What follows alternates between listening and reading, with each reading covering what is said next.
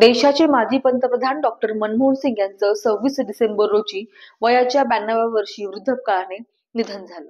देशाच्या अर्थव्यवस्थेला कलाटणी देणारे तसेच जागतिक अर्थव्यवस्थेत भारताला नवीन उंची मिळवून देणारे पंतप्रधान तसेच ख्यातमान अर्थतज्ञ अशी त्यांची ओळख. त्यांच्या निधनाने देशाने एक अर्थऋषी गमावला आहे. प्रकृती बिघडल्यामुळे त्यांना दिल्लीच्या एम्स रुग्णालयामध्ये दाखल करण्यात आलं होतं, परंतु उपचारादरम्यानच त्यांची प्राणज्योत मालवली. रात्रीचे 9:51 डॉक्टर मनमोहन सिंग यांचं दुःखद निधन झालं. निधनाची वार्ता कळताच सोनिया गांधी, सरचिटणीस प्रियंका गांधी आणि भाजपाचे अध्यक्ष जे.पी. नड्डा यांनी तात्काळ रुग्णालयामध्ये धाव घेतली.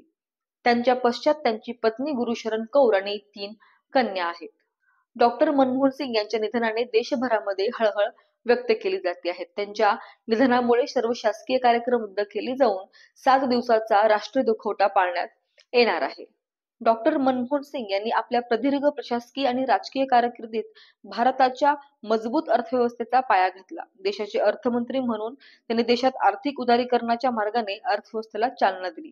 2004 साली त्यांनी पंतप्रधान म्हणून निवड करण्यात आली आणि या कार्यकाळात त्यांनी देशाला जागतिक पटलावर एक आर्थिक सत्ता म्हणून भारताला मान्यता मिळवून दिली. त्यांच्या पंतप्रधान पदाच्या कार्यकाळामध्ये माहितीचा अधिकार, अन्न सुरक्षा कायदा, शिक्षण हक्क, मनरेगा असे अनेक कायदे करून त्यांनी सर्वसामान्यांच्या अधिकारांना कायद्याचे रूप देत संविधानाने दिलेले अधिकार प्रत्येकापर्यंत पोहोचवण्याचे काम केले. 10 वर्षाचा पंतप्रधान पदाचा कार्यकाळ हा इतिहासातील प्रगतीचा सुवर्णकाळ म्हणून लक्षात ठेवला जाईल. डॉक्टर मनमोहन सिंग यांच्या जीवनपटावरती एक थोडक्यात नजर टाकूया. त्यांचा जन्म 26 सप्टेंबर 1932 मधला. त्यांचं जन्मगाव गाह जे पंजाबमध्ये होतं, पण ते सध्या पाकिस्तानमधील पंजाबमध्ये आहे. त्यानंतर 1948 मध्ये अमृतसरमध्ये वास्तव्य होतं.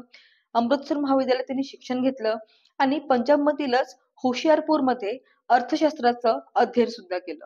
1966 ते 1969 या काळात राष्ट्राच्या व्यापार आणि विकास कार्यक्रमात सहभाग. नंतर परराष्ट्र व्यापार मंत्रालयात सल्लागार म्हणून सुद्धा नियुक्ती करण्यात आली. 1969 ते 71 या काळामध्ये दिल्ली स्कूल ऑफ इकॉनॉमिक्स मध्ये आंतरराष्ट्रीय व्यापार या विषयाचे अध्यापन केले. 1972 मध्ये अर्थ मंत्रालयाचे मुख्य आर्थिक सल्लागार म्हणून त्यांची नियुक्ती करण्यात आली. 1976 मध्ये अर्थ मंत्रालयाचे ते सचिव झाले. 1980 ते 82 या काळामध्ये नियोजन आयोगात त्यांची नियुक्ती करण्यात आली. 1982 मध्ये ते रिझर्व्ह बँकेचे गव्हर्नर झाले. 1985 ते 87 या काळामध्ये नियोजन आयोगाचे ते उपाध्यक्ष झाले.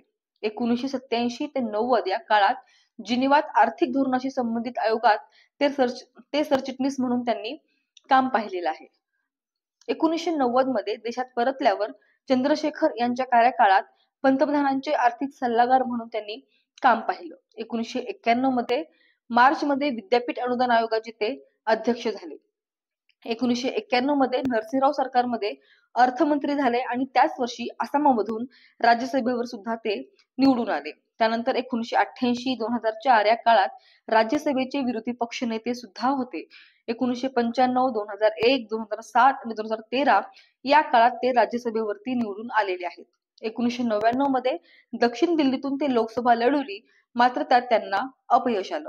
2004 ते 2009 राष्ट्रीय लोकशाही आघाडीचा पराभव करून काँग्रेस सत्तेमध्ये आलं आणि याच कार्यकालामध्ये म्हणजे 22 मे 2004 रोजी पंतप्रधान म्हणून त्यांनी शपथ घेतली.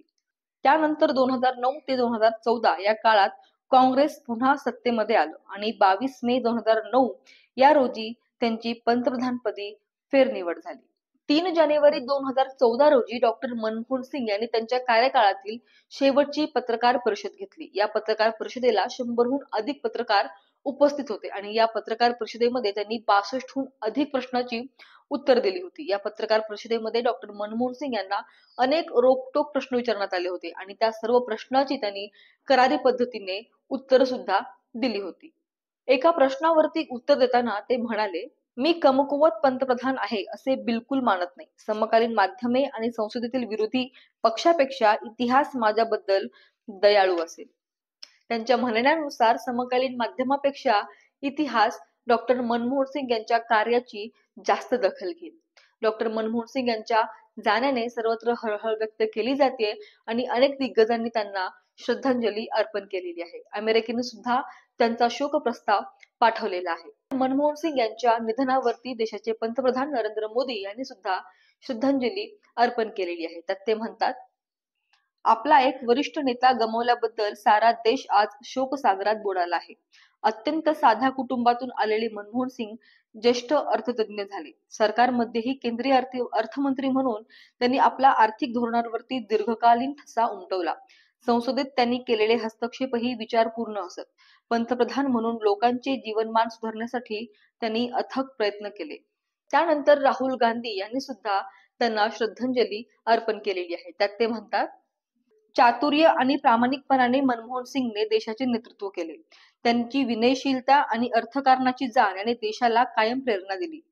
सौ कौर आणि कुटुंबाप्रती माझ्या सहवेदना आहेत। मी माझा मार्गदर्शक गमावला आहे। माझ्यासारखे त्यांचे कोट्यावधी प्रशंसक त्यांना कायम अभिमानाने स्मरणात ठेवतील। त्यानंतर महाराष्ट्राचे मुख्यमंत्री देवेंद्र फडणवीस यांनी सुद्धा डॉक्टर मनमोहन सिंग यांच्या निधनावरती त्यांची श्रद्धांजली अर्पण केलेली आहे। त्यात ते म्हणतात, आपले माजी पंतप्रधान डॉक्टर मनमोहन सिंग यांच्या निधनाने आपण एक महान अभ्यासक, अर्थतज्ञ आणि राजकारणी गमावला आहे। 10 वर्षे पंतप्रधान म्हणून देशाची सेवा करत भारतीय आर्थिक सुधारणांमध्ये त्यांचे योगदान कायम स्मरणात राहील। त्यांना माझी भावपूर्ण श्रद्धांजली। ओम शांती। त्यानंतर शरद पवार यांनी सुद्धा डॉक्टर मनमोहन सिंग यांना श्रद्धांजली अर्पण केलेली आहे। त्यात ते म्हणतात, भारताचे माजी पंतप्रधान डॉक्टर मनमोहन सिंग यांच्या निधनाची बातमी ऐकून अतीव दुःख झाले। आपल्या देशाने महान अर्थतज्ञ, दृष्टा, सुधारणावादी आणि जागतिक धुरंधर नेता गमावला। त्यांच्या रूपाने एक ईश्वरीय आत्मा स्वर्गाच्या प्रवासाला निघून गेला।